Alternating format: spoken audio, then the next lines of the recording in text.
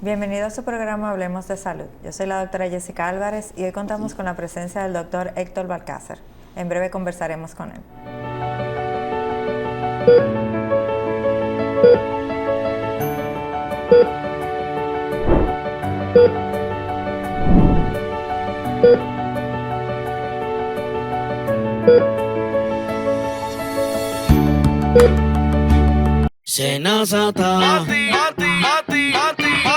Descubre todo lo que puedes hacer con los canales alternos Senasa.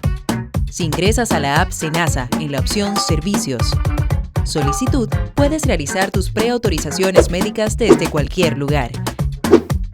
Y si necesitas verificar el estatus de tu solicitud, también lo puedes hacer desde casa, ya sea en la oficina virtual www.arssenasa.gov.do o desde la app.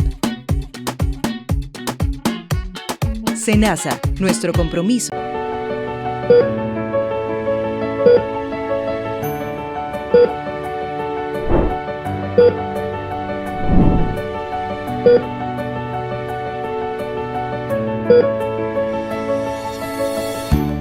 Como dije anteriormente, hoy contamos con la presencia del doctor Héctor Balcázar, que aunque es muy conocido, lo tenemos por primera vez en nuestro programa.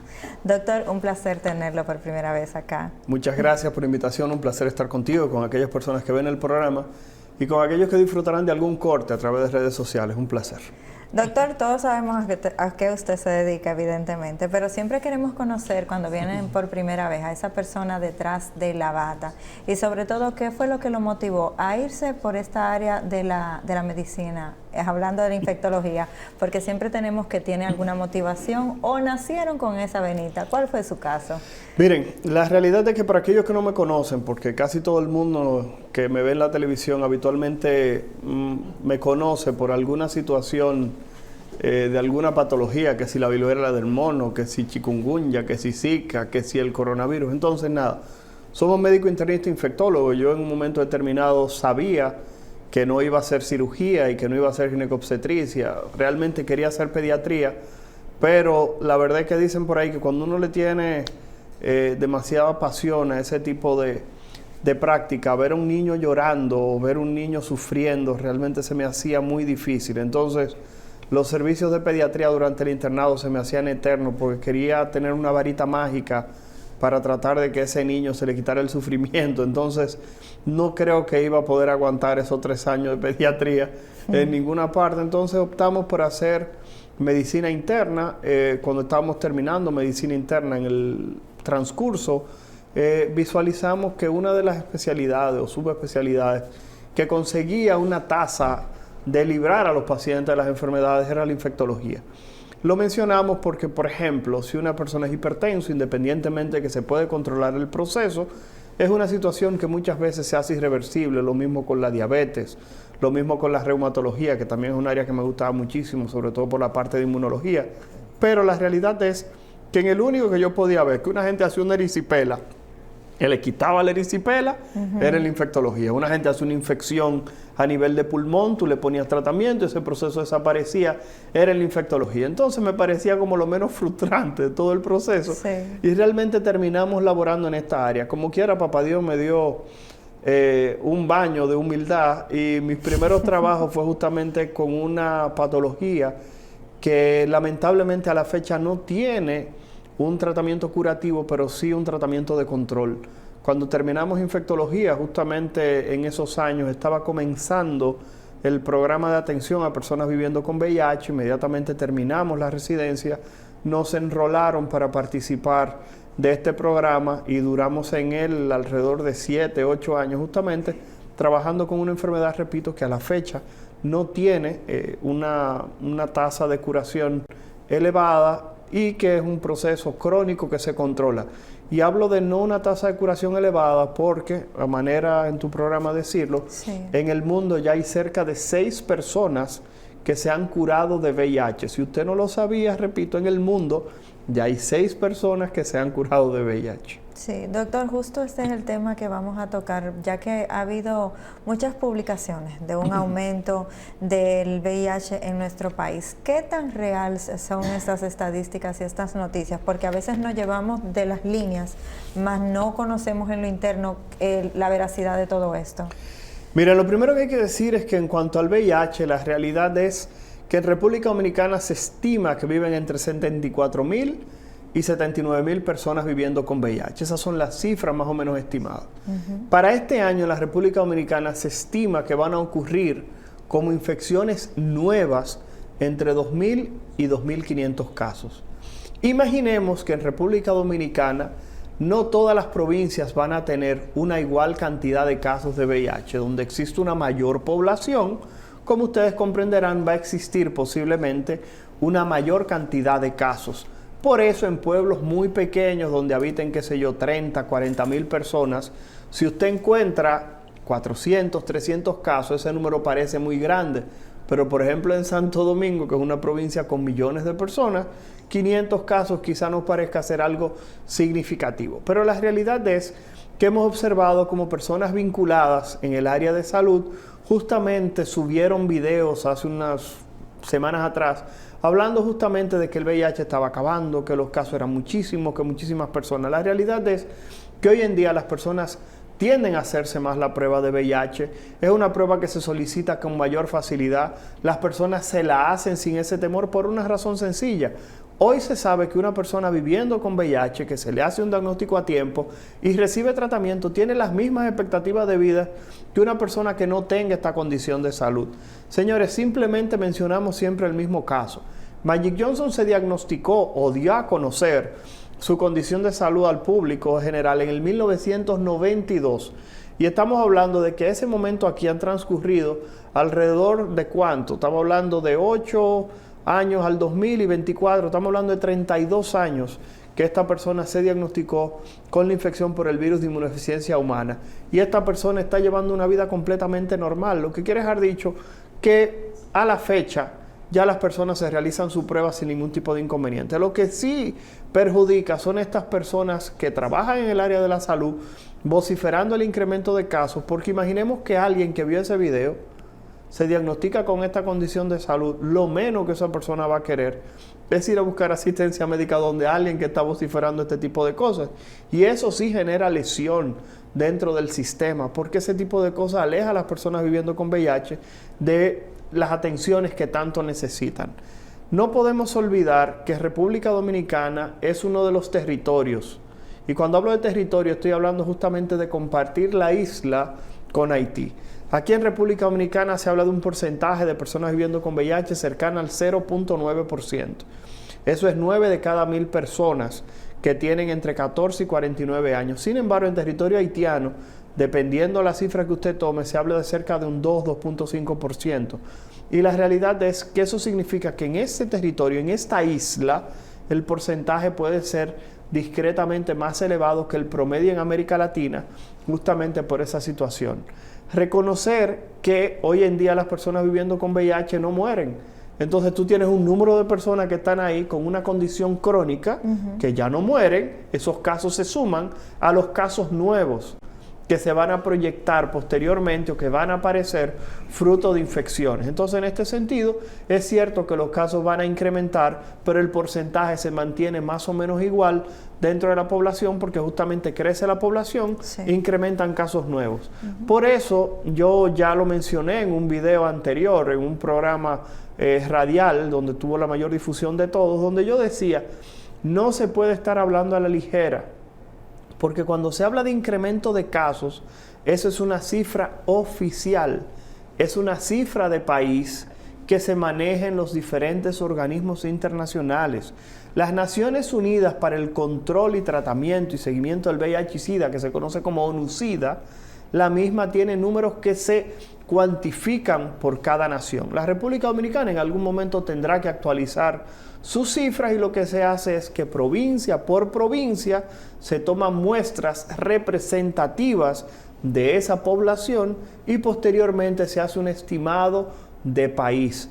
hay que reconocer que hay regiones y provincias de la República Dominicana que de manera tradicional siempre han tenido una mayor cantidad de casos. Por ejemplo, la zona este del país, el área quinta de salud, que es el caso de Higüey, Las Romanas, San Pedro, son provincias que desde siempre se ha conocido que tienen un porcentaje de VIH quizás superior a otras provincias.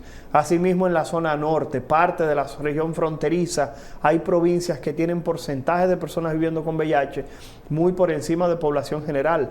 Pero dentro de la misma población general existen subgrupos poblacionales que tienen porcentajes mucho más elevados. Los hombres que tienen sexo con hombres tienen entre 7 y 9 veces mayor probabilidad de tener VIH que población general. Trabajadores y trabajadoras sexuales tienen de 3 a 4 veces más probabilidad de tener VIH que población general. Los usuarios de drogas también tienen un porcentaje incrementado de tener infección por el virus de inmunodeficiencia humana comparado con población general. O sea que estamos hablando de que existen subgrupos que tienen porcentajes superiores a población general que no podemos nunca desechar. Por eso, repito, cuando se habla de este tipo de eventos, es importante que se busquen cifras oficiales. No permitir que personas que graban video y lo suben en redes sociales sin tener ningún tipo de base más que esa realidad, esa burbuja en la cual ellos se encuentran, justamente les genere a las personas de la población general temor. Eso no quiere dejar dicho que hablar de prevención de ITS, o sea, de infección de transmisión sexual, incluyendo VIH, sea malo. No, eso no es malo. Lo malo es que usted, tratando de hacer las cosas bien, esto derive en mala información, esto derive en un temor infundado y en una realidad que no es justamente la que tenemos en nuestro territorio, que a sabiendas de que somos un país que vive en gran parte del turismo, eso pudiera lesionar. Totalmente. Doctor, ya que me ha comentado que tiene desde los inicios con el SIDA bastante experiencia, ¿qué usted entiende que ha cambiado? Porque antes había mucho temor.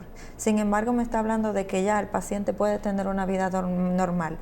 ¿Será que los tratamientos actuales son sumamente eficientes o quizás es el mismo comportamiento y educación que ha adquirido las personas por la información que ha permitido que se vaya avanzando en la calidad de vida? Mira, cuando terminamos nuestra residencia de infectología, que nos fuimos a trabajar a la Dirección General de Control de Infecciones de Transmisión Sexual y SIDA en ese momento, que era DIGESID, y ahora le han cambiado el nombre, le han agregado también hepatitis. En ese momento éramos encargados de servicios clínicos de atención a personas viviendo con VIH. Éramos la parte médica que se encargaba de brindar atención a las personas viviendo con VIH. Estaba la doctora Arelis Batista, estaba el doctor José Ledesma, estaba la doctora Marisabel Tavares. Estamos hablando de que había un grupo de personas en lo que era la DIGESID que estábamos trabajando en ese momento montando una acción. Posteriormente llegó el doctor Almanzar, que es psiquiatra, pero le tocó, por cosas de la vida, iniciar un programa de ampliar, justamente Ángel Almanzar, la parte de ampliar la cobertura de atención.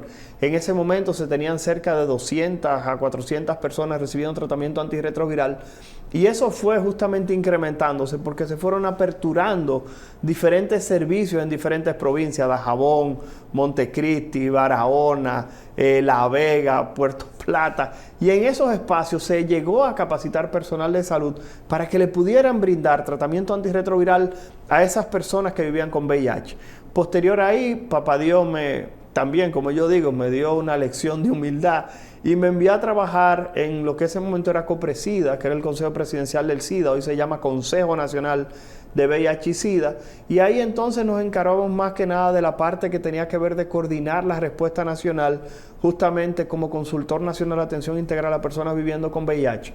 Ya abandonamos la atención directa de las personas viviendo con VIH para entonces dedicarnos a esa parte programática, justamente para conseguir que las personas viviendo con VIH tuvieran los mejores suministros, o sea, estamos hablando de los mejores antirretrovirales, que los preservativos estuvieran disponibles, que las pruebas para las personas viviendo con VIH estuvieran justamente disponibles, y en ese momento esos recursos más que nada provenían de donaciones o provenían justamente de programas vinculados al Banco Mundial y al Fondo Mundial de Lucha contra VIH, tuberculosis, SIDA y malaria. Y la realidad es que era un esfuerzo titánico. Hoy en día entendemos que la población y el personal de salud es mucho más fácil manejar este tipo de procesos. ¿Qué ha cambiado? Bueno, el Estado Dominicano en este momento es casi responsable del 100% de los recursos necesarios para adquirir esos medicamentos. Por eso a mí me da risa cuando la gente dice, no, que los antirretrovirales son gratis. Cuando hablamos de los antirretrovirales, son los medicamentos que se le dispensa a las personas viviendo con VIH. Los antirretrovirales son gratis. Permítanme decirle que no. Los antirretrovirales no tienen costo directo para las personas que los reciben, pero esos antirretrovirales no son gratis. Esos medicamentos se compran con recursos que usted, que yo, que las personas que estamos viendo el programa, que todo el dominicano y dominicana que paga sus impuestos, les descuentan y ese dinero se utiliza para conseguir esos medicamentos. O sea, que nunca en la vida digan que eso es gratuito. Eso tiene un costo. Llega al usuario, llega a las personas que viven con VIH en la calle, que nosotros atendemos, sin ningún tipo de costo. Pero eso no quiere dejar dicho que no vale un dinero. Lo otro es que si bien decías, y es algo que también hemos esgrimido, que hemos mencionado en varios espacios, es lo siguiente. Anteriormente las personas le tenían miedo a las infecciones de transmisión sexual justamente por el temor que le tenían al VIH. Sí. Es bueno que el temor al VIH haya desaparecido, que se normalice que es una enfermedad, que las personas que están en la calle, que tienen esta condición de salud, simplemente son personas que tienen una enfermedad y que necesitan tratamiento. Pero el problema es que al no tener en este momento ese drama de las personas sin medicamentos, personas muriendo en los hospitales, al no tener ahora mismo esa historia de que fulanito se murió en esa casa, que tenía VIH, que tenía SIDA, al desaparecer eso, muchas personas le han perdido el respeto a esta condición de salud. Sí. Y el VIH ha caído, entre comillas o entre paréntesis, ha sido víctima del éxito del tratamiento disponible hoy para evitar que las personas viviendo con VIH enfermen o presenten alguna enfermedad avanzada. Ya que, repito, el tratamiento antirretroviral hace que cualquier persona viviendo con VIH, tomándose su medicamento de manera correcta, lleve una vida normal. Usted pudiera tener un compañero de trabajo que tenga VIH, usted no saberlo, porque esa persona se está tomando su tratamiento antirretroviral, que es tan complicado hoy en día como una sola pastilla al día. O sea, su compañero de trabajo se levanta y así como para tener la presión controlada, esa persona se toma una tableta, una sola pastilla, con eso es suficiente para esa persona controlarse. O sea que estamos hablando, repito, de que hoy en día quizás el gran éxito del tratamiento ha hecho que las personas le pierdan el miedo. Y uno de los ejemplos que podemos constatar son muchos países desarrollados donde el uso de algunas medidas reconocidas para la prevención de ITS y de VIH justamente han caído a niveles de los más bajos. Sí. Se habla de que en España hasta el 20% de los jóvenes que están haciendo debut sexual no están utilizando preservativo. Y cuando uno habla del 20%, eso suena bueno, el 80% sí, señor, eso es 1 de cada 5 gente que está comenzando a tener relaciones sexuales, que en países desarrollados comienzan a edades como 15, 14, 13 años, Sí. no están utilizando protección. Eso quiere dejar dicho que 1 de cada 5 relaciones sexuales se está teniendo con el riesgo de que alguna ITS se presente desde esa primera relación sexual. Doctor, ¿y usted encuentra que a pesar de que se ha perdido el miedo, todavía se conservan algunos tabúes respecto al SIDA, ya sea de la persona que tenga el VIH o de la población en general, que todavía tal vez siga teniendo sus rechazos o no aceptaciones de esta condición? Bueno, yo entiendo que sí, y una de las situaciones que uno más frecuentemente visualiza es hasta el nombre que tiene el VIH. Uno visualiza que, por ejemplo, cuando llega un paciente o llega alguien que alguien considera que pudiera tener VIH, lo primero que me dice es: doctor, mire, tenga cuidado que fulanito tiene el monstruo. Justamente la gente utiliza ese tipo de términos, hasta el camarógrafo se está riendo aquí en el estudio. Pero en la realidad hay personas que utilizan ese término para referirse al VIH, que son nombres que se han quedado desde los inicios de esta pandemia. Y la realidad es que cuando uno evalúa todo esto, todavía existe cierto temor. pero la realidad es que a medida que la información ha ido avanzando, a medida que uno ve hasta series de televisión y películas donde personas viviendo con VIH llevan una vida completamente normal, que se integran a todas sus actividades, justamente esto va a ir cambiando. Cuando nosotros recibimos personas viviendo con VIH en nuestra consulta, una de las situaciones que quizás sea jocosa y que es difícil de manejar en ocasiones, por ejemplo, la persona viviendo con VIH, una de las cosas que yo le digo en la consulta es trata de conseguir un grupo de apoyo. Cuando hablo de grupo de apoyo es que su mamá, su papá, un hermano, un amigo, su compañero, su compañera esté con él, le brinde apoyo justamente por esa parte que tú hablas de sentirse posiblemente excluido. Sí. Sin embargo, hay personas que van a la consulta, va la persona viviendo con VIH, va su mamá, una hermana y una amiga o una prima. Entonces comienza todo el mundo en la consulta: doctor, dígale que no salga de noche. Doctor, dígale que no coja sereno.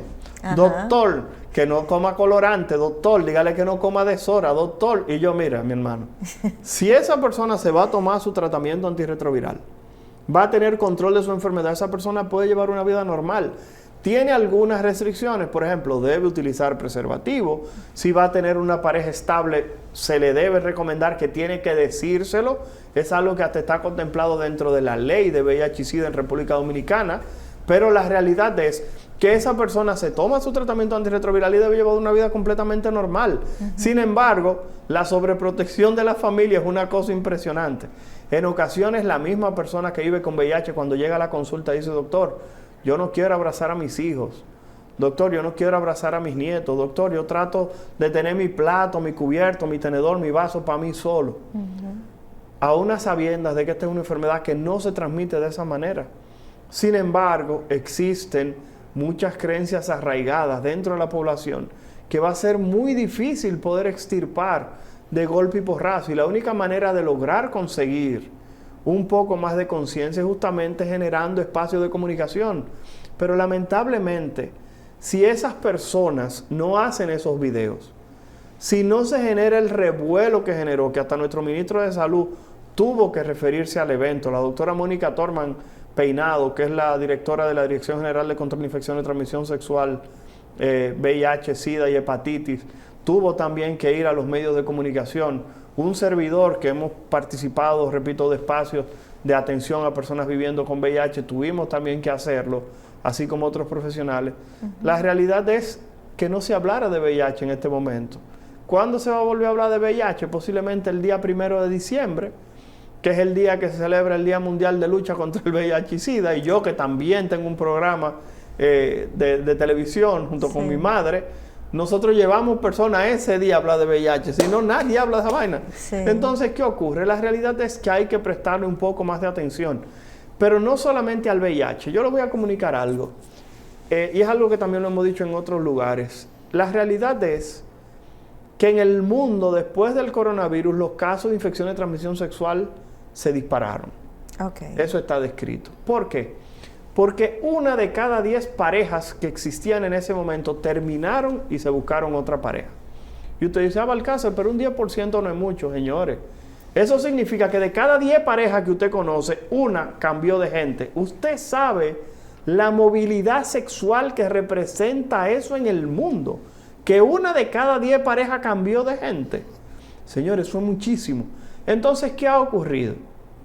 Hoy en día, al hablar menos de infección de transmisión sexual, al disminuir el uso del preservativo, que es lo que estamos observando, muchas infecciones de transmisión sexual se han disparado, sobre todo aquellas para que las personas no utilizan profilaxis. ¿Por qué? En los países desarrollados la gente está utilizando menos preservativo porque ya no le tiene miedo al VIH. Sin embargo, sí utilizan medicamentos tomados.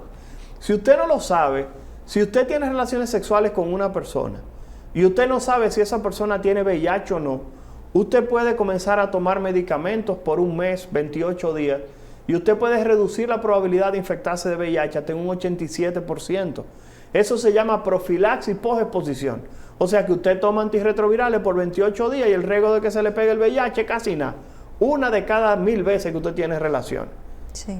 Pero ¿qué ocurre? Hay otras infecciones de transmisión sexual, como es el caso de la sífilis, que como las manifestaciones aparecen 20, 30, 40 años después que usted se infecta, la gente ni se preocupa. ¿Qué ha ocurrido con la sífilis? Un 21% de incremento de casos de sífilis en el mundo.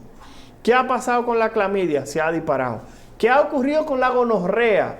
Que era una enfermedad que uno la veía cuando uno comenzó como estudiante de medicina, uno veía casos de gonorrea. Sin embargo, ahora ya la gonorrea también los casos aparecen ahí a cada rato. La clamidia ni se diga. Sí. Y la infección por el virus del papiloma humano también se ha disparado con una salvedad. Aquí la mayoría de las damas la vacunan contra papiloma. Sin embargo, a los hombres no, porque la vacuna no es gratuita para los hombres. Y a las damas antes de los 14 le aplican la vacuna gratuita aquí, en salud pública. Entonces, ¿qué ha pasado con ese tipo de infecciones de transmisión sexual? Que se han disparado. Entonces, en ese sentido, creo que cuando se hable de procesos como el VIH, debe también de incluirse la discusión de las demás ITS. Sí. Y hace falta, y esto es una recomendación muy a título personal, ni el canal, ni el programa, ni la doctora, deben sentirse comprometidos. Lo digo a título personal.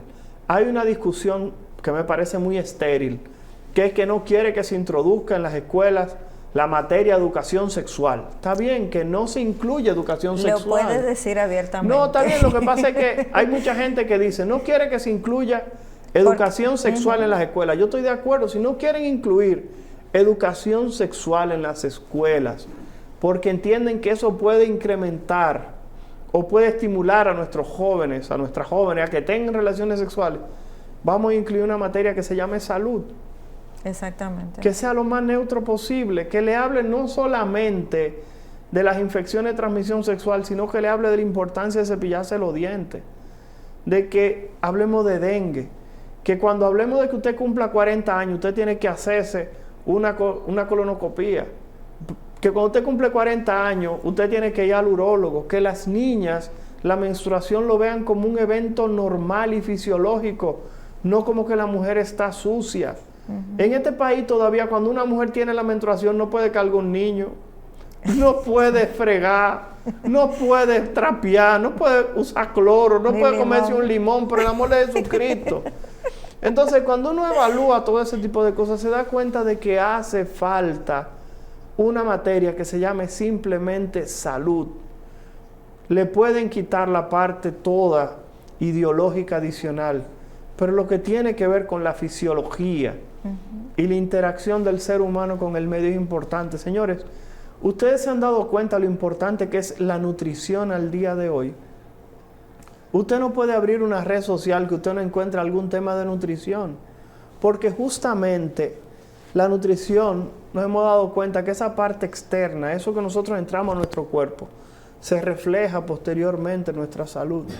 Entonces, en este sentido, ¿usted no entiende que es importante que se pueda plantear eso dentro de una materia que se llame salud? Que quizás se administre los últimos 4 años del bachillerato, si usted quiere.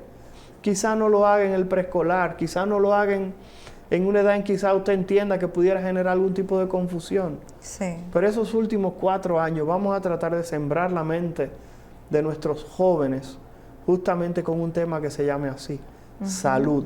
Y si usted no quiere agregar la parte reproductiva, ya eso es algo a discutir. Pero tratemos de hablar de salud con nuestros jóvenes. Sí, doctor, justo hablando de esta parte y tan necesaria, yo le agregaría a esa materia salud y vida, porque una cosa va al lado de la otra. ¿Qué tan importante? Sí, pero es que ni siquiera le agregaría vida, porque ahorita aparece alguien que dice que estamos adoctrinando. Señores, nada más salud. Que se laven la mano, que se cepillen los dientes, se corten las uñas, se sequen los pies. Cosas básicas.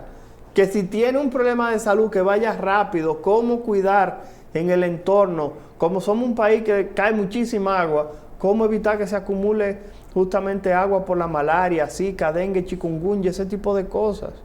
Y así de esa manera nos ahorramos tener que estarle pidiendo a los ayuntamientos que limpiemos los patios. Sí. Que los jóvenes se conviertan en un ente multiplicador. Salud simplemente, sin más para allá ni más para acá, por favor.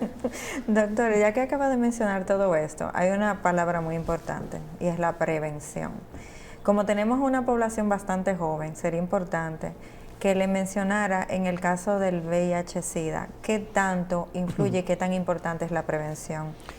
No, la prevención se supone que debe ser lo ideal. Lo que pasa es que muchas personas no saben que en cuanto al VIH existen varias situaciones de prevención. Lo primero, justamente lo que se conoce como el ABC, es algo que lo he dicho en varios espacios, lo voy a replicar aquí, A de abstinencia. Y la gente me dice, Balcácer, tú estás loco, pero la gente va a tener relaciones sexuales, sí. Pero eso de la abstinencia es que usted pueda educar, pueda llevar a su hijo y a su hija a que tenga relaciones sexuales cuando la abstinencia ya no sea un tema. ¿Por qué lo hablamos de abstinencia como un tema?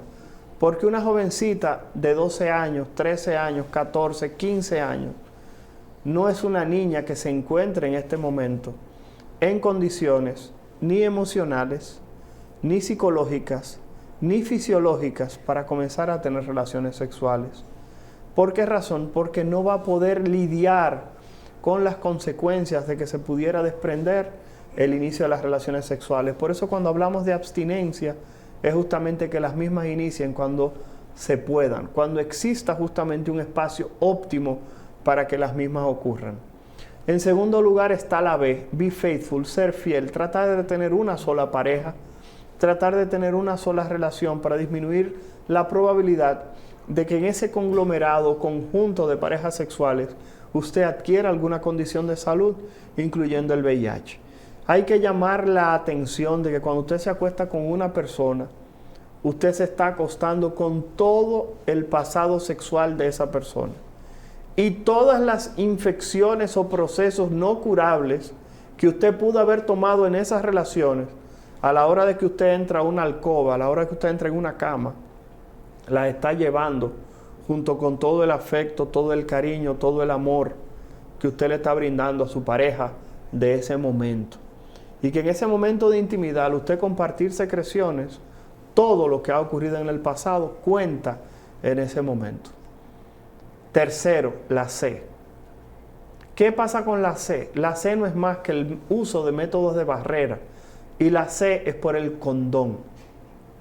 ¿Qué significa el condón? Es un método en el cual, al quedarse las secreciones dentro del preservativo, esas secreciones no infectan a la otra persona, pero al estar el pene o la vagina, recuerden que ya hay preservativos femeninos, al no entrar en contacto las secreciones con ninguna de la otra persona, no existe el riesgo de transmisión de enfermedades cuando se utiliza de manera correcta.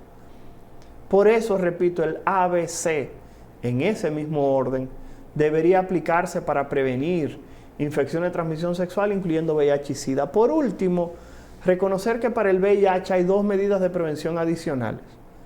Está lo que se conoce como la profilaxis farmacológica, que no es más que una persona que decidió que no va a utilizar preservativos o que se le olvida con cierta regularidad utilizar preservativos y tener relaciones sin preservativos es una constante.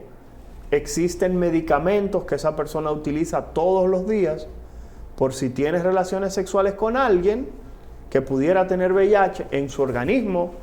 Existe el medicamento, el virus no se puede multiplicar. ¿Y qué ocurre?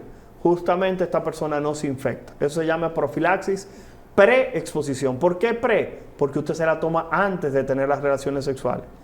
También tenemos la profilaxis post-exposición, que es que usted estaba teniendo relaciones sexuales, usted se puso su preservativo, pero imaginemos que el preservativo se rompió. Pero, oh sorpresa, usted es casado, o usted tiene una relación estable, y eso fue simplemente, como dice la canción, una noche de copa, una noche loca. Sí. Usted tuvo una aventura, usted puede utilizar como quiera los antirretrovirales. Se conoce como profilaxis post-exposición. Y esos medicamentos le van a brindar protección. Por último, cuando una persona viviendo con VIH utiliza tratamiento antirretroviral, su carga viral, o sea, la cantidad de virus que tiene en su organismo disminuye tanto que esa persona hasta se convierte en un ente que no transmite. Es tanto así que existen dos estudios que se llaman Partner 1 y Partner 2, que son dos estudios en los cuales se han revisado más de 135,000 relaciones sexuales, repito, 135,000 relaciones sexuales, donde uno en la pareja tiene VIH y el otro no. Tienen relaciones sexuales, pero el que tiene VIH está utilizando un tratamiento antirretroviral, su carga viral está indetectable, el riesgo de transmisión es cercano a cero. Repito, a cero. Entonces, en ese sentido, si las personas viviendo con VIH se hacen la prueba, se identifican, utilizan el tratamiento antirretroviral como es correcto, eso también es una medida de prevención, ya que se disminuyen el riesgo de transmisión de VIH, aún la persona tenga esta condición de salud, porque justamente su carga viral está tan baja que el riesgo de transmitírselo a otras personas es casi inexistente. Entiendo. Bueno, doctor, lastimosamente nos debemos ir a la pausa, no sin antes dejarlo con esta pregunta. Según las estadísticas, ¿cuál es la población que está siendo más afectada de VIH en la actualidad? En breve regresamos con su programa Hablemos de Salud.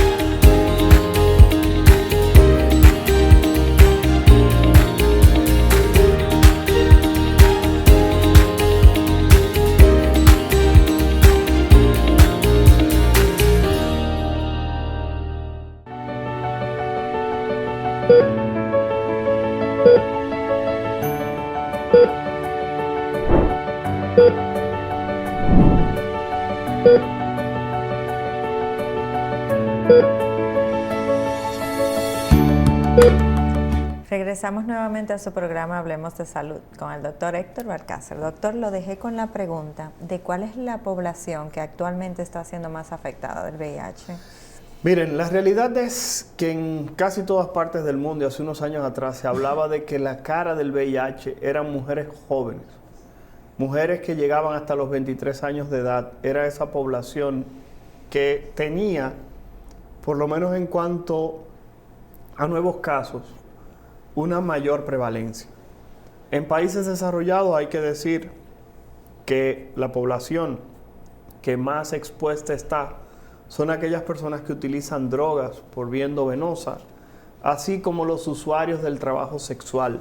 Se consideran que son dos de las poblaciones posiblemente con mayor riesgo de adquirir justamente el VIH y SIDA. Hay que decir que en República Dominicana, ya mencionamos unas cuantas: los hombres que tienen sexo con hombres, los usuarios de droga endovenosa, los trabajadores y trabajadoras sexuales, personas con baja escolaridad y que no tienen hogares, así como aquellas personas que pertenecen a algunas situaciones o franjas de pobreza. Hay que decir que algunos migrantes se sabe que tienen un porcentaje incrementado. Ahora mismo en República Dominicana, en cuanto a lo que son nacionalidades, salió también en la prensa que los dominicanos, claro está, en República Dominicana son los que tienen mayor prevalencia. En segundo lugar, los haitianos, y en tercer lugar, estamos hablando de la población venezolana.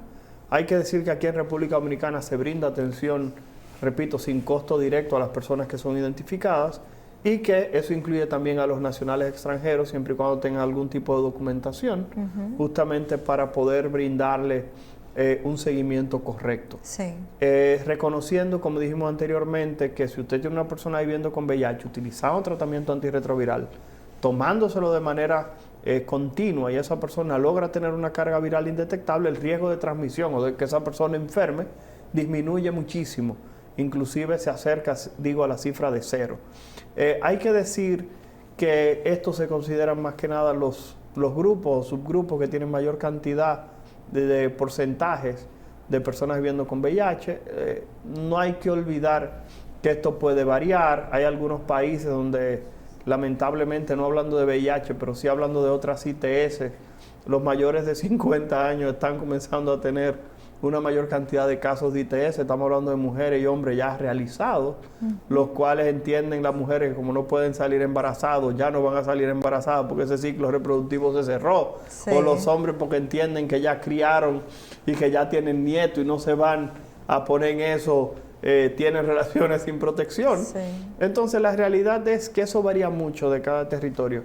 Pero mujeres, repito, sobre todo jóvenes, se han considerado uno de los grupos con mayor velocidad de adquirir casos, mayor frecuencia. Y hay que decir que las damas tienen ciertas vulnerabilidades en cuanto a lo que es adquirir la infección por el virus de inmunodeficiencia humana. Y quiero, si me permites, claro, detenerme un segundito. Desde el punto de vista fisiológico, las damas tienen mayor probabilidad de adquirir VIH por una razón. Y esta es la primera y más importante, el punto de vista fisiológico. Cuando el hombre eyacula dentro de la mujer, ese semen permanece viable por cerca de 2 a 3 días. Lo que quiere haber dicho que todas esas secreciones y el virus de inmunodeficiencia humana teóricamente tiene más tiempo de exposición en la mujer que en el hombre. Cuando el hombre retira el pene y se lava, inmediatamente dejó de estar en contacto con el virus. Sin embargo, la mujer dura bastante tiempo con secreciones viables dentro de ella. Número 2, la superficie de absorción de la mujer, estamos hablando de la vagina y de otras estructuras, tiende a ser mucho mayor que la del hombre. Cuando el hombre tiene la circuncisión hecha, el hombre tiene un 50% menos de probabilidad de adquirir VIH. Entonces, en este sentido, la mujer no puede hacer ningún tipo de intervención, salud, no tiene ningún tipo de intervención para adquirir justamente el VIH. Tenemos otra parte también aquí que no podemos olvidar en cuanto a lo que tiene que ver justamente con la infección por el virus de inmunodeficiencia humana y las damas. Y es algo que tiene que ver con la educación, señores. Cuando tenemos una pareja, ¿de quién es la responsabilidad del uso del preservativo? Es del hombre. Hasta en las películas la muchacha le pregunta al muchacho, ¿trajiste protección? Señores, y si es la mujer la que saca el preservativo en este país, que somos tan machistas, el hombre es capaz de que sufra de impotencia y que no tenga una erección pensando que esa muchacha, que lo único que está haciendo es cuidándose, pensar mal de ella. Por eso generalmente vemos que cuando hay una pareja que tiene un contacto sexual, la responsabilidad del preservativo es del hombre. Y muchas veces a la mujer se le hace muy difícil poder negociar el uso del preservativo. Aún una mujer entienda que su pareja le está haciendo infiel. Si una mujer le dice a su pareja, ponte un preservativo, que yo creo que tú te estás acostando con la asistente, con la secretaria, con una amiga, con quien sea, el hombre es capaz hasta de agredirla porque entiende que ella está haciendo algo malo. Generalmente la pregunta es, cuidado con lo que tú estás haciendo. Sí. Y a la mujer se le hace muy difícil. Pero vamos a hablar de lo último. Está la parte de la educación y de la percepción. Imaginemos que usted tiene una pareja, como decimos aquí, unos mellicitos, 15, 16 años, un varón y una hembra. Usted le encuentra un preservativo al varón de 16 años en la cartera, ese es mi macho, ese es mi gallo, caramba, y se está cuidando. Si tú le encuentras el preservativo a tu hija de 16 años en la mochila, en esa casa todavía se está hablando de la galleta que le dieron a Josefina. ¿Me doy a entender? Totalmente. Porque la mamá le encontró o el papá le encontró un preservativo. Entonces estamos hablando de que la parte de la educación es muy importante, pero también está la parte económica. Cuando una pareja se disuelve, generalmente ¿quién se queda con los hijos? La mamá. Y vemos un drama bastante importante, y es que dice la gente que cuando el papá se divorcia de la mamá, se divorcia de los hijos. Entonces, ¿qué pasa? Esa mujer comienza a tener parejas sexuales para que la ayuden con los otros muchachos. Y muchas veces lo que quieren es parirle un muchacho para amarrarlo. Escuchen eso. Entonces ustedes ven mujeres de escasos recursos que tienen 5 niños de 7 papás diferentes, porque le han pegado a un muchacho a más de uno. Sí. Entonces, ¿qué pasa? La realidad es que cuando uno evalúa ese proceso se da cuenta que la parte económica, la parte educativa también forma parte de este proceso.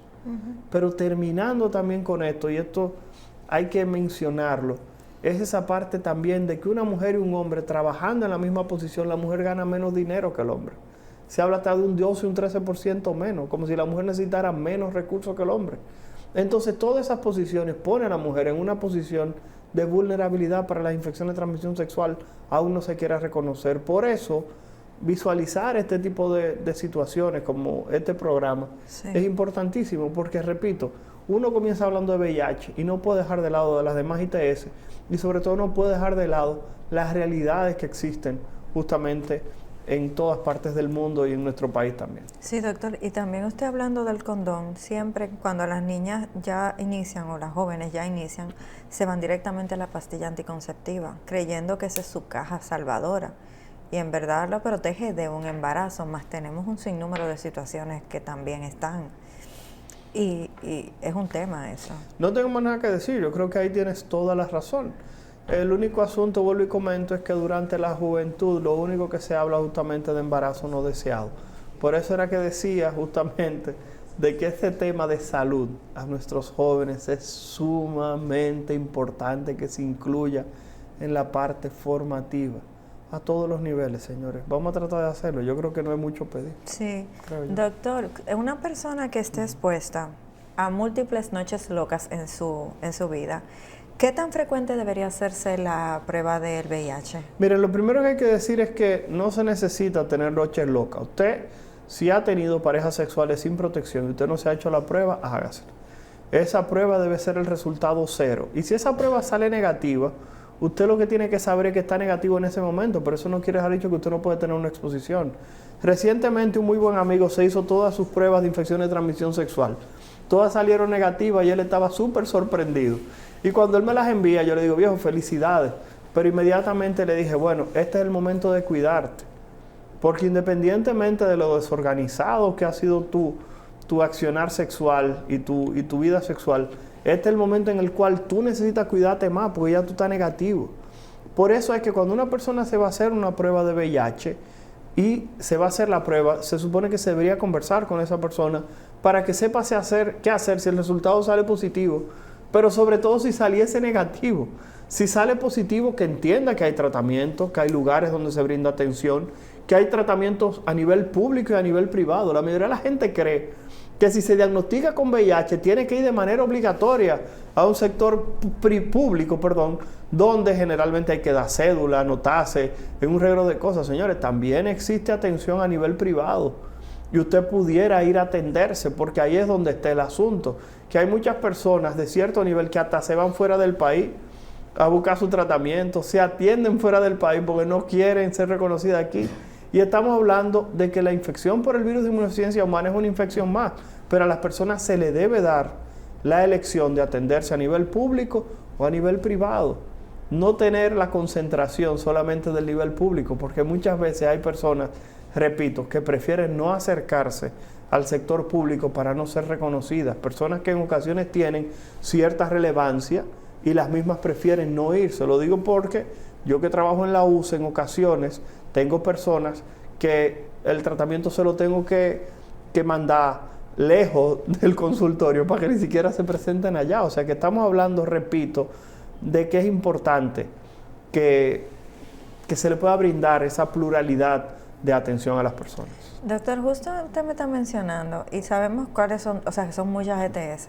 ¿Por qué es que el paciente tiende a sentir tanta vergüenza de ser un paciente positivo de VIH y de los otros le da igual?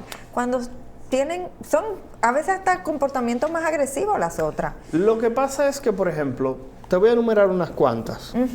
Hepatitis B.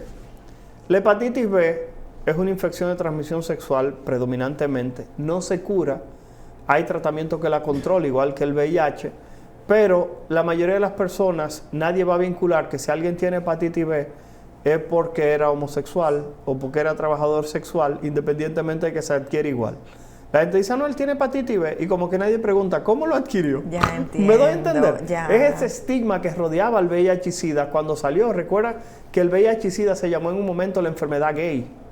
Se llamó así la enfermedad gay, y después era una infección que la gente decía que era un castigo de Dios para las trabajadoras sexuales. Sí. O sea que estamos hablando que ese estigma inicial era el problema. Pero vamos a hablar, sífilis se cura 100%, gonorrea se cura 100%, clamidia se cura 100%, hepatitis C tiene un tratamiento carísimo pero cura de un 90 a un 94%, en ocasiones hasta 100%. Y el virus del papiloma aún no se cura, una gran parte de las personas erradica el virus sin ningún tipo de tratamiento, hasta el 65%, y existe vacuna. O sea que estamos hablando que realmente esto del VIH es más que nada por esa aura, eso que rodeaba a la infección al inicio, que repito, tenía una carga, un estigma extremadamente importante y sobre todo difícil de retirar. Era una de las grandes situaciones. Repito, ya tuviste el nombre que la gente utiliza en la calle. Sí. Y uno se ríe cuando uno ve los pacientes que llegan a la consulta y dicen, no, doctor, porque yo me acosté con una mujer que dicen que tenía el monstruo y ya uno sabe de qué era que le estaba hablando. Exactamente. Y son algunas de las situaciones. Sí. Doctor, ¿y se siguen presentando casos de niños con el VIH debido a las madres, embarazos y este tipo de situaciones? Mira, existe algo que se conoce como transmisión familiar, que es el término el cual yo prefiero utilizar, y es cuando dentro de una familia la madre ha adquirido la condición de ser VIH. Y cuando hablo de familiares, pues cuando se habla de transmisión de madre a hijo, generalmente se está exculpando al padre, que pudiera ser justamente una de las personas que pudo haber llevado la infección. No, usted que está viendo el programa, no diga, siempre son los padres, no. Hay que dejarse de cosas, las mujeres también tienen vida sexual, y tengo pareja en el consultorio donde la mujer tiene VIH y su pareja no lo tiene. ¿Me doy a entender? Eso es algo que pasa. Puede ocurrir de cualquiera de las dos formas. Prefiero como quiera el término transmisión familiar, independientemente de que se llama transmisión vertical, transmisión de madre a hijo. Y esa transmisión, repito, ocurre porque la madre durante el embarazo o durante el parto o durante la lactancia pudiera pasar la condición de salud al bebé y el niñito nacer justamente con esta condición de salud. Por eso es imperativo que toda mujer que desea salir embarazada, antes de salir embarazada, se haga la prueba de VIH. Balcácer, pero ¿y si tiene VIH antes de salir embarazada? Puede tomar medicamentos y salir embarazada sin ningún tipo de problema. Hoy en día, las mujeres viviendo con VIH pueden salir embarazadas sin ningún tipo de riesgo. ¿Por qué? Porque durante el embarazo, si esas damas utilizan su tratamiento antirretroviral, pueden lograr un riesgo de transmisión al bebé de 0%, porque el tratamiento antirretroviral del que se dispone hoy en día es un tratamiento que logra hacer que la cantidad de virus en la sangre, en las secreciones de esas damas, sea tan bajo que el riesgo de pasárselo al bebé es 0. Entonces, en este sentido, repito, lo importante es que toda mujer que desee salir embarazada se haga la prueba. Si salió embarazada, que se la haga de inmediato. Y luego de ahí su médico va a repetir la prueba posteriormente para estar seguro que no la tomó. Muchas personas saben que ocurre ocasionalmente que durante el embarazo, justamente por la situación de gestación, muchos hombres tienden a buscar otra pareja. Y eso podría colocar en riesgo la integridad de esa pareja frente a las infecciones de transmisión sexual. Y por eso muchos médicos solicitan la prueba posteriormente en el embarazo, en el avance del embarazo, justamente para detectar que no existiese una infección nueva que ocurrió justamente en ese momento. Y no olvidar, repito, que lo más importante es que se utilicen medicamentos para disminuir, repito, la probabilidad de transmisión si la madre es diagnosticada con esta condición de salud. Sí. Doctor, con todos los avances que se han venido, siempre son por los medicamentos, los retrovirales te ayudan muchísimo, pero puede existir una población que no sepa que tiene el VIH y viva su vida muy normal y tenga una muerte muy normal. Sí, claro. Estamos hablando de que en cuanto a lo que es VIH existen 3 subgrupos principales. Okay. Existe el subgrupo de los progresores habituales, que son personas que adquieren el VIH y no presentan manifestaciones de la enfermedad hasta que no transcurren de 8 a 10 años. Ese es el promedio. Ahí tú vas a tener al 85% de la gente. O sea, de cada 100 gente que se infecte con VIH, 85 van a presentar síntomas entre 6, 8 o 10 años. Okay. Tenemos los progresores rápidos, que yo les llamo gente con mala suerte. Son gente que adquieren el VIH hoy y al año o antes del año tienen manifestaciones clínicas de SIDA. Su sistema inmunológico se fue a la porra, se desbarató en un año. Repito, progresores rápidos. Sin embargo, existe alrededor de un 10 a un 15% que se conocen como progresores lentos. Son personas que adquieren el VIH y no presentan síntomas hasta que no han transcurrido 15 o 20 años o más. Repito, son personas que son esa gente que dice, no, fulanito le diagnosticaron con VIH y él no toma medicamento y está igualito. Sí. ¿Por qué? Porque se habla de una interacción entre el virus y su sistema inmunológico, como si hubieran firmado un tratado de no agresión. Okay. Y el virus simplemente está dentro de él, pero no le genera ningún tipo de inmunodeficiencia, no hace que sus defensas caigan para que aparezcan enfermedades. Repito, se llaman progresores lentos. Y hay que llamar la atención de que hoy en día, como dijimos al inicio del programa, hay un grupo de personas que se han curado de VIH. Doctor, pero también así como nos hemos modernizado, hay mucha promiscuidad. Ya no tiene que ver con varones, con hembras. Hay una situación que no importa si están casados, si no están casados, estamos viendo de todo en esta apertura a la vida. Cuando una persona decide llevar ese estilo de vida, ¿qué es lo recomendable? Que antes de llegar a esta situación, si no se va a cuidar, se manden a hacer sus pruebas, se manden a hacer todas sus situaciones. ¿Cómo se previene en medio de esta locura, doctor? Bueno, a mí me han dicho matagusto, a mí me han dicho... Mata el gusto ahora mismo. A mí me dicen que yo soy un matagusto, me han dicho que yo soy una persona que le he quitado ese sentimentalismo al amor. Y la realidad es que yo entiendo que sí. Aquí en República Dominicana hay un problema, y es que cuando un hombre y una mujer salen por primera vez utilizan preservativo. Cuando salen la segunda vez utilizan preservativo, pero ya en la tercera entienden que se van a amar para toda la vida, que ya se conocen y que van a estar para toda la vida juntos, y el preservativo pasa a un segundo plano. La realidad es, repito, que si usted va a tener relaciones sexuales sin protección con una gente que usted desconoce su estado serológico, no solamente para VIH, ya mencionamos aquí hepatitis B, hepatitis C, sífilis, gonorrea, clamidia, por un grupete de cosas. Háganse sus pruebas. Traten de buscar asistencia médica especializada, porque hay un grupo de infecciones de transmisión sexual que muchas veces no se detectan en sangre, situaciones que pueden provocar sobre todo flujo y secreciones en la mujer que no se diagnostican mediante sangre, y hay otras pruebas, repito, que solicitamos para otras enfermedades. Hay un tema que tú vas a tener que hacer, te voy a recomendar una psicóloga y un psiquiatra para que la traiga para acá, que es más que nada cuando se diagnostican enfermedades crónicas, por ejemplo como el herpes, en el cual hay, repito, tú lo dijiste, las relaciones sexuales se han disparado un poco, la sexualidad hoy en día se ha disparado un poco. Entonces, tengo en consulta varias damas, 24, 25, 26, 27 años, que quieren comenzar una familia, que tienen infección por herpes tipo 2, que es el herpes genital. Entonces ahora ya están asustadas porque si tienen relaciones sexuales con una pareja nueva, se lo van a transmitir. Entonces ellas que están enamoradas pero quieren comenzar una familia, tienen el temor de decírselo, y muchas de ellas se aíslan.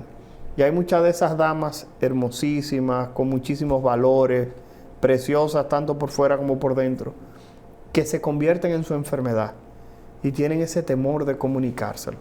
Y realmente eso es una situación un poquitito difícil e incómoda. Entiendo. Doctor, ¿qué usted entiende que necesitamos todavía en la República Dominicana para dar otro paso más hacia un avance con respecto al VIH? Bueno, mira, yo creo que en el país se ha avanzado mucho.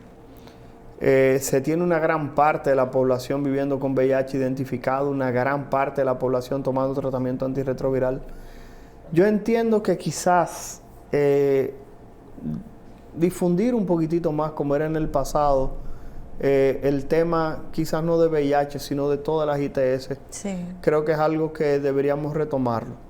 Y entiendo que quizás espacio donde se pueda hablar un poquitito más al respecto se diga, porque creemos que como todo está en redes sociales, entendemos que nuestros hijos lo van a revisar. Y lo digo que en la consulta allá en la UCE me pasó que me llegó un muchachito de 20 años con una gonorrea, lo tratamos y al mes el papá volvió a llevármelo porque volvió a tener relaciones sexuales con la misma muchacha sin haberla tratado, ¿me doy a entender? Entonces el problema es que él tuvo suerte, la gonorrea se cura, me doy a entender, pero cualquier ITS puede tener algún tipo de riesgo, y la gonorrea, por ejemplo, es una causa de infertilidad. Es una causa de problemas de perihepatitis, es una causa de molestias y daño articular. O sea que estamos hablando de que muchas de estas cosas pueden tener complicaciones a futuro. Yo creo que más que nada hace falta que nuestra población se nutra de información sobre todo veraz, verídica y destinada no a alarmar, sino simplemente a generar conciencia. Sí, y respecto al tema que tenemos en el tapete, de este revuelo en las redes sociales, mito y realidad. No, yo entiendo que eso es muy difícil de controlar. Recuerden que alguien decía que lo mejor y lo que iba a salvar a la humanidad era la información, pero que lo que va a hundir a la humanidad también es este exceso de información que tenemos. Sí. ¿Por qué razón? Porque no se puede discriminar o distinguir cuál es la realidad y cuál es la mentira. Y en ocasiones dicen por ahí que una mentira que se repite muchas veces se convierte en una verdad. Creo que en este momento estamos viviendo una capacidad de un grupo de personas de llegar a un amplio grupo. Y fíjense que lo negativo está vendiendo mucho más que lo positivo. Creo que deberíamos tratar de cambiar esa parte y entender que si usted recibe una información, lo más importante no es la información, sino si realmente eso que usted está recibiendo y consumiendo, y sobre todo pasando a otras personas, es real. No lo olvidemos, porque muchas veces tratando de informar estamos desinformando. No voy a volver a entrar en lo de las vacunas, porque ya eso será un tema aparte. Pero señores, de verdad que en el coronavirus nos dimos cuenta de que quien tiene mayor capacidad de llegar al grupo de personas es la persona que tiende a sembrar esa bandera de la duda. Y creo que en algún momento tendremos que volver a hablar de eso. Pero mientras tanto, yo creo que lo importante es que si usted es responsable de brindar información a un grupo de personas, que usted sepa justamente que usted tiene eso, una responsabilidad. Ya la información es lo que brinda mayor poder hoy en día. Sí. Doctor, si una persona tiene sospechas de que por haber tenido un contacto, de que puede tener VIH, ¿qué debe hacer? Ok, imaginemos que usted se despertó después de una fiesta a las 5 de la mañana y dice, mierda, me acosté con esta joven o con este joven, o lo que sea, y ahora estoy preocupado. Sale corriendo al laboratorio, se hace la prueba y salió negativo. Y usted dice, uff, me salvé. No. Permítame decirlo que la prueba de VIH, la convencional que se hace en la mayoría de nuestros laboratorios, no sale de inmediato positiva si usted adquirió la infección. Repito, si usted se acostó con una gente que no es su pareja habitual, no utilizó protección, y usted, Dios no lo permita, y no tengo algo de madera, sea así, Dios no lo permita, pero imaginemos que usted adquirió VIH, esa prueba positiva no se va a reflejar de inmediato. Esa prueba positiva generalmente se va a ver a las 6 semanas, mes y medio aproximadamente.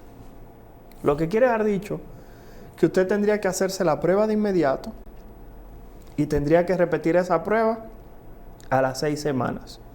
Si usted tuvo relaciones sin protección, o se rompió el preservativo, o eyacularon sin que usted se dé cuenta, fíjense que hay una forma de agresión sexual hoy, que hay una relación sexual consensuada, y el hombre se quita el preservativo en medio de la relación sin informarle nada a la mujer, y es una forma descrita de agresión sexual, y usted entiende que pudiera tener algún tipo de riesgo para adquirir alguna ITS, busque ayuda de inmediato.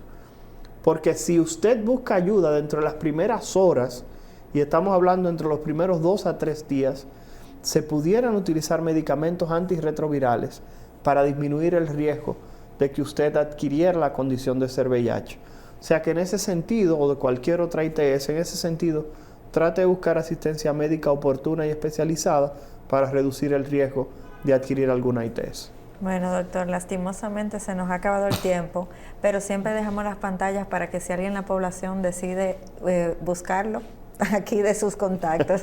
No, simplemente espero que el máster me taguee como Dr. Héctor Balcácer, repito, Dr. de doctor, Héctor con H y Balcácer con B alta, y estamos en el Centro Médico Universidad Central del Este o Centro Médico UCI en la Máximo Gómez, por si alguien tiene algún tipo de duda o comentario. Doctor, de verdad que ha sido un placer haberlo tenido en nuestro programa. Esta vez el tema no fue tan engorroso, un poquito, pero no mucho. No te preocupes, no es que en salud se supone que no debe ningún tipo de problema. Lo único es que por el horario en el cual se pasa, pudiera ser un poquitito difícil para los padres y quizás tengan la necesidad de explicarle a sus hijos algunos conceptos que estamos emitiendo. Totalmente.